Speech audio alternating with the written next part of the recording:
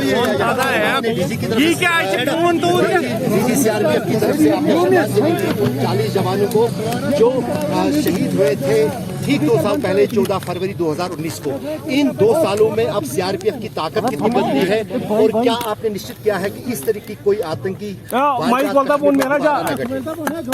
तो 2 वर्ष पूर्व आतंकियों के कायराना हमले में शहीद हुए हमारे बहादुर साथियों को श्रद्धांजलि मोबाइल था कुछ करा हमें देश के लिए बलिदान करने वाले अपने इन शहीद साथियों को फख्र है और इनकी शहादत से कश्मीर के आवाम को आतंकियों के जुल्म और ज्यादती से निजात दिलाने के हमारे प्रण को और बल मिला है। इस अवसर पर जो हमारे हम उनको भी स्मरण करते हैं, नमन करते हैं और उन्हें विश्वास दिलाते हैं कि सिर्फ सीआरपीएफ ही नहीं बल्कि पूरा देश उनके साथ खड़ा है, हर परिस्थिति में उनका साथ देने के लिए कंधे से कंधा मिलाएगा। जहां तक सीआरपीएफ द्वारा क्या बदलाव इस घटना के बाद लाए गए हैं उसके संबंध में आपका प्रश्न है।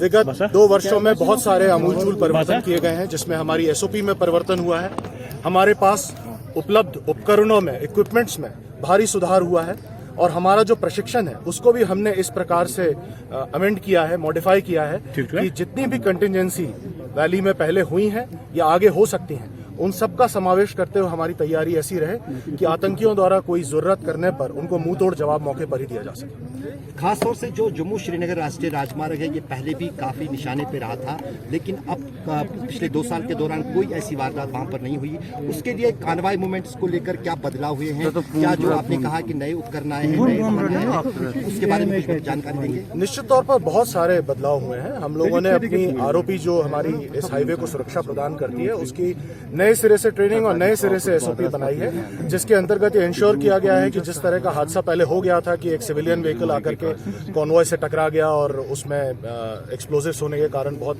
हानि हुई, उस तरह की घटना न होने पाए इस कारण जो रोड पर ट्रैफिक है उसको कॉन्वॉय मूवमेंट के दौरान कंट्रोल किया जाता है। कॉन्वॉय की भी लिमिट्स कंटेन कर दी गई हैं। बहुत सारा मूवमेंट एयर कुरियर सर्विस के माध्यम से जवानों का होता है, मोस्टली स्टोर्स का ही मूवमेंट कॉन्वॉय के माध्यम से होता है। पर्याप्त प्रिकॉशंस लिए गए हैं। रोड पर हमारे द्वारा बंकर्स बनाए गए हैं, डिप्लॉयमेंट इस तरह का किया गया है कि इस तरह की कोई घटना की दोबारा पुनरावृत्ति न होने दी जाए, इसकी पॉसिबिलिटी मिनिमाइज कर दी गई। सर, अगर टेक्नोलॉजी की बात करें, नेशनल हाईवे पर एरियल सर्वेलेंस मेरा भी थोड़ा टाइम बोल पाऊंगा। यहाँ पर सीसीटीवी इंस्टॉल किए गए हैं बहुत सारे पॉइंट्स पे हाईवे के, साथ में ड्रोन का इस्तेमाल किया जाता है। जो हमारे व्हीकल्स का मूवमेंट होता है वो जनरली बुलेट प्रूफ बंकर्स में होता है, तो पर्याप्त प्रिकॉशंस और इक्विपमेंट्स ऐसे लगाए गए हैं कि कोई भी इस तरह का हादसा दोबारा नहीं होगा। Thank you sir. शहीदों के जो परिवार हैं वो हमारे घर की तरह हैं, हमारे परिवारीजन हैं और जैसा कि मैंने शुरुआत में ही कहा कि हम पूरे शहीदों के परिवारों को नमन करते हैं, श्रद्धांजलि देते हैं और आश्वस्त करते हैं कि सिर्फ सीआरपीएफ ही नहीं पूरा देश उनके साथ खड़ा है। उनके परिवारीजनों की शहादत पर सबको फख्र है और हर घड़ी में, हर परिस्थिति में उनका साथ देने के लिए हम सदैव तत्पर और पूरी तरह तैयार हैं। Thank you. व्हीकल्स का मूवमेंट होता है वो जनरली बुलेट प्रूफ बंकर्स में होता है, तो पर्याप्त प्रिकॉशंस और इक्विपमेंट्स ऐसे लगाए गए हैं कि कोई भी इस तरह का हादसा दोबारा नहीं होगा।